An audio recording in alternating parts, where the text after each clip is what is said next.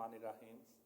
आज हम करने लगे हैं पीपीएससी के हवाले से मोस्ट रिपीटेड एमसीक्यूज़ जो पास्ट पेपर्स में आ चुके हैं और बहुत ज़्यादा अहमियत के हामिल हैं और नेक्स्ट भी पेपर में उम्मीद है कि आ सकते हैं।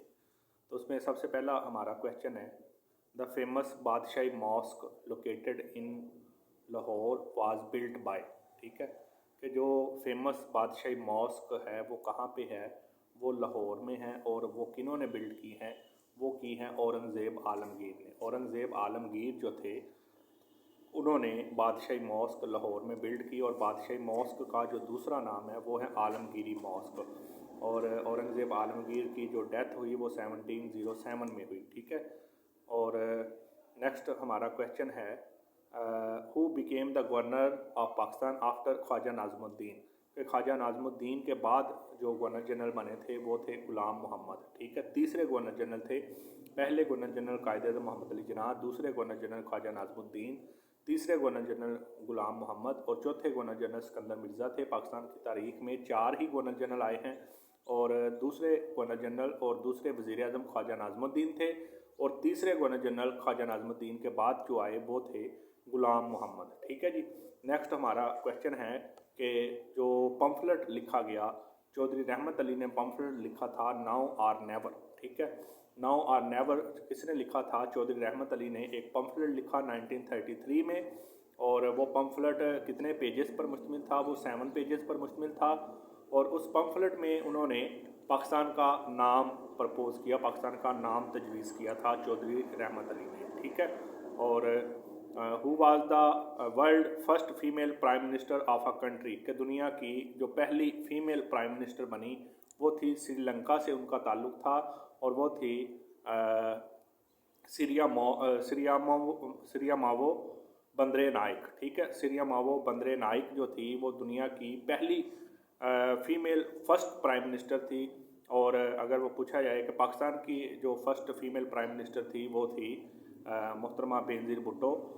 और what does LED stands for, कि LED किसका एब्रीवेशन है? LED light emitting diode, light emitting diode. ठीक है, लाइट एमिटिंग EMITTING। ठीक है, लाइट एमिटिंग डायोड जो होता है वो LED का एब्रीवेशन होता है। LED stand for light emitting diode. Next question है हमारा, myopia can be corrected by using which kind of lens. ठीक है, कि म्योपिया जो है वो कौन सा लेंस यूज़ करके हम म्योपिया की बीमारी को ख़त्म कर सकते हैं? तो कनकेव लेंस। ठीक है, कनकेव लेंस के ज़रिए म्योपिया की बीमारी को दूर किया जा सकता है। म्योपिया एक बीमारी है, आँखों का डिफेक्ट होता है, शार्ट साइटेड कहते हैं, जिसको दूर की चीज़ें सही नज़र नहीं आती, वो म्योपिया होता है। और हाइपरमेट्रोपिया, जिसको नज़दीक की चीज़ें सही नज़र नहीं आती, उधर कन्वेक्स लेंस यूज़ करेंगे और जिनको दूर की चीज़ें सही नज़र नहीं आती उनमें कनकेव लेंस यूज़ करेंगे। ठीक है, नेक्स्ट क्वेश्चन है हमारा, what is the significance of 17 अगस्त 1988। तो 17 अगस्त 1988 को जनरल ज़ियाउल हक का एयर क्रैश हुआ था जिसमें जनरल ज़ियाउल हक मारा गया था और उनके साथ एक अमेरिकन सफ़ीर थे, अमेरिकन एम्बेसडर थे, राफेल। ठीक है, नाम याद रखना है, अक्सर पेपर में पीपीएससी में पूछते हैं कि जो जनरल ज़ियाउल हक का एयर क्रैश हुआ था 17 अगस्त 1988 को, उसमें जनरल ज़ियाउल हक के साथ कौन से अमेरिकन एम्बेसडर की डेथ हुई थी? तो उनका नाम था राफेल। ठीक है, और इसकी सिग्निफिकेंस क्या है कि 17 अगस्त को general Ziaul Haq died in a plane crash. ठीक है, कि जो प्लेन क्रैश हुआ था, जो एयर क्रैश हुआ था, उसमें जनरल ज़ियाउल हक की डेथ हो गई थी 17 अगस्त 1988 को। ठीक है, और नेक्स्ट क्वेश्चन है कि Hazrat Musa cross by miraculously parting the water. ठीक है, तो हज़रत मूसा ने कौन सी सी को क्रॉस किया था? उन्होंने रेड सी। ठीक है, रेड सी को उन्होंने मेरिकुलसली पार्टिंग द वाटर, जो उन्होंने पार्टिंग की थी वाटर की, कि हज़रत मूसा ने कौन सी सी की थी? वो रेड सी की थी। और बिगिनिंग के स्पेलिंग BEGINNING। ठीक है, BEGINNING बिगिनिंग स्पेलिंग होते हैं। आंग सान सूची। ठीक है, याद रखना है कि आंग सान सूची जो थी AUNG आंग, और सान SAN और SWKYI, ठीक है। आंग सान सूची जो थी वो प्राइम मिनिस्टर प्रोमिनेंट पॉलिटिशियन थी, प्राइम मिनिस्टर रह चुकी हैं किस कंट्री की? बर्मा की। बर्मा का नया नाम म्यांमार, और म्यांमार का कैपिटल नेपिडा, ठीक है। और बर्मा की वो लीडर रह चुकी हैं, बर्मा की पॉलिटिशियन हैं प्रोमिनेंट। और which punctuation mark is used after strong emotional words, के इमोशनल वर्ड्स जब ख़त्म होते हैं तो जैसे कि आ हो या ऊ हो, वाओ हो, इस तरह के कोई भी इमोशनल वर्ड्स होंगे तो उनके लास्ट पे एक्सक्लेमेशन मार्क लगाते हैं, एक्सक्लेमेशन मार्क। और what is the antonym of frail? FRAIL। Frail का एंटोनिम क्या होता है? स्ट्रॉन्ग होता है। फ्रेल का मतलब होता है कमज़ोर, और स्ट्रॉन्ग का मतलब होता है मजबूत, ठीक है। और नेक्स्ट क्वेश्चन है व्हेन वाज हज डिक्लेयर्ड एज ऑब्लिगेटरी, कि हज कब फ़र्ज हुआ?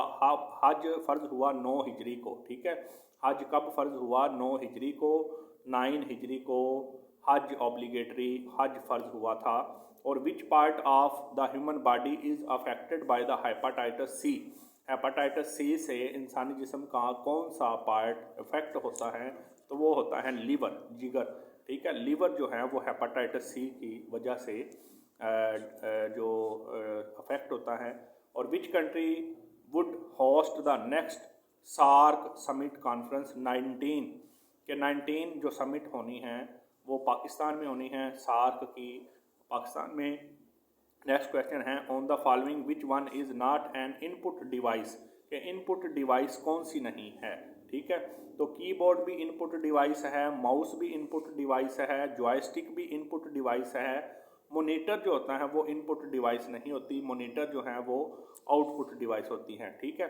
और अ पर्सन हुज एटीट्यूड, वो बंदा जिसका रवैया eat drink and B Mary, जिसका रवैया होता है कि eat drink and B Mary, के खाओ पियो और खुश रहो, उसको कहते हैं एपिक्यूरियन, EPICUREAN, ठीक है।